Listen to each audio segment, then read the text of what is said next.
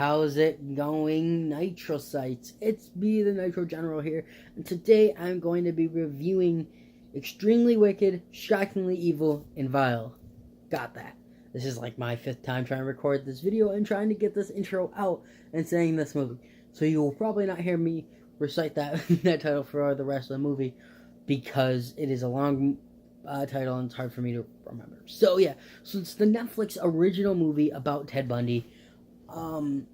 And I just watched this last night, and let me tell you guys, this movie is heavy. It's really, really heavy. If you don't know what it's about, it is about Ted Bundy, the serial killer. But what's different about this movie is that it basically skips over all the murdering.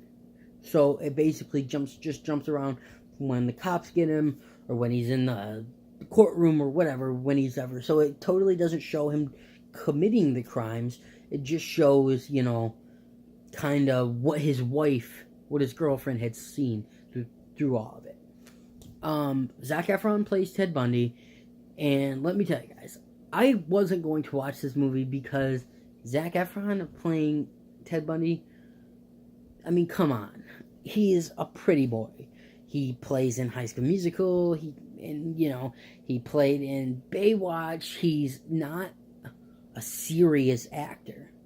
But let me tell you, he did a phenomenal job playing Ted Bundy. He really, really did.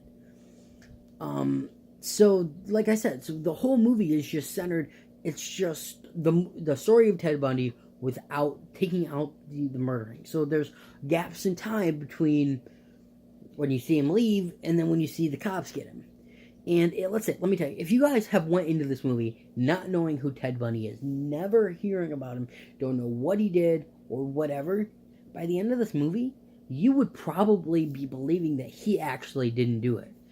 Because they incorporated some of the actual Ted Bundy tapes, which is another documentary on Netflix that you guys can watch, the Ted Bundy tapes, because it was the first televised court hearing in history. And the story was great. And from what I thought is that I was wondering how it could be, oh shit. Oh my god. I have a new alligator that I put in my aggressive tank with a electric blue lobster, and my lobster has killed 2 alligators in there. And I got this big boy, this thing, like 6-inch one, and he just like totally headbutted my lobster. Oh my god, that was hilarious, guys. I'm sorry. That was just hilarious. So I just happened to look up and just watch him just totally headbutt him. The lobster's gone. Alright, so back to the thing. Back to the movie review. So, what was I saying? Yeah, so it's the first televised court hearing ever. And they incorporated a lot of the actual imagery, the actual videos into the movie itself. And it was really cool the way that they did it. It almost seemed like seamlessly in there. And if you have never heard of this guy, like I said, you wouldn't have even known that he did it. I watched it. I knew who he was. And by the end, it had me thinking, maybe he actually didn't commit those murders. By the end of the movie, he confessed to killing him. He confessed to save him a little bit more time between him being in jail and being, executed, but in the electric chair. But obviously there's a lot of evidence that would support him committing these murders. But it's just so much that he did to not be accused. And the ending of this movie is one of the heaviest endings I have ever seen. When his girlfriend comes in and was like, his ex-girlfriend was like, you need to tell me the truth. You need to let me go. You are being killed later today, and I need to be freed of this. You need to tell me if you committed these murders. And she showed him a picture of a headless body, and she's like, what happened to this? And he's like, I didn't do it. And then he writes on the window, hacksaw out the window. And then it shows him dragging the body out into the woods, and that freaking hit me like a train at the end of that movie, guys. Like, it was just like, what? Like, what just happened? And for a movie to leave me so speechless, such in like a dazed state, I mean, not a lot of movies do that, guys. Not a lot of movies. The last movie that did that to me was The Dirt, and that was because I was really into the movie. This movie I wasn't really into. I mean, I was playing Pokemon on my DS while I was watching this movie.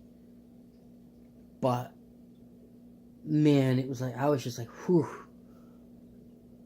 Like, this is some heavy-ass shit in this movie, guys.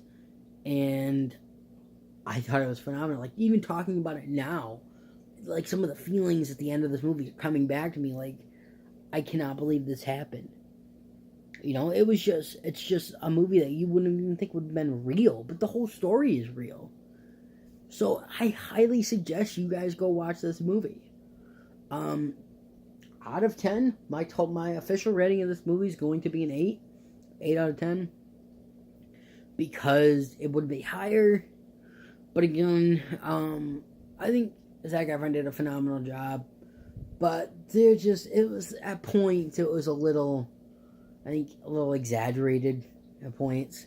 But other than that, it was really good. And I highly suggest watching it.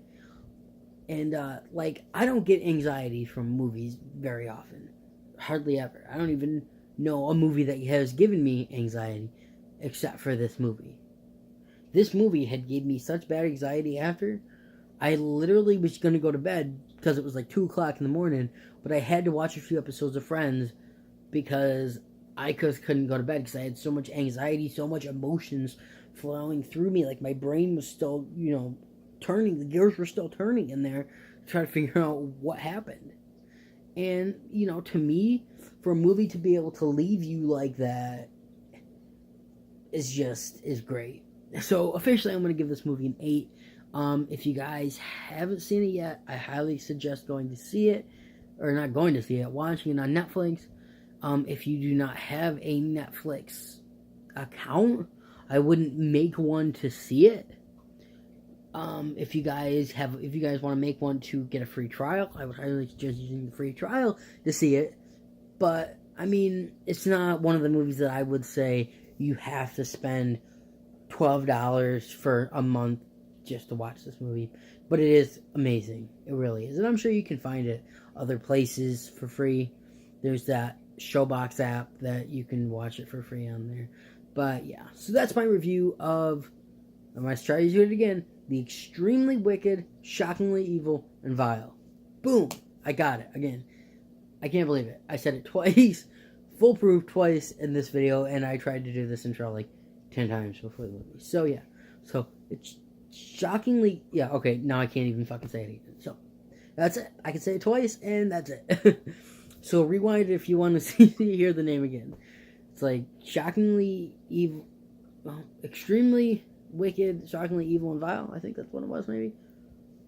Something like that. But yeah. So, I highly suggest watching it.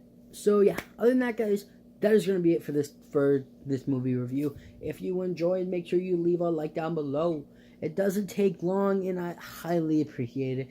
Just as you're flipping your phone or you're exiting out of the video onto your computer, just go down there and just tap that like button. Just tap it. That's all you need to do in the next out of the video. Lets me know that you guys liked it, and yeah.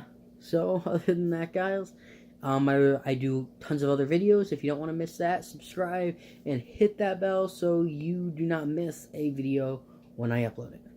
But other than that, I will see you whenever I see you next. Nitro General out. Peace.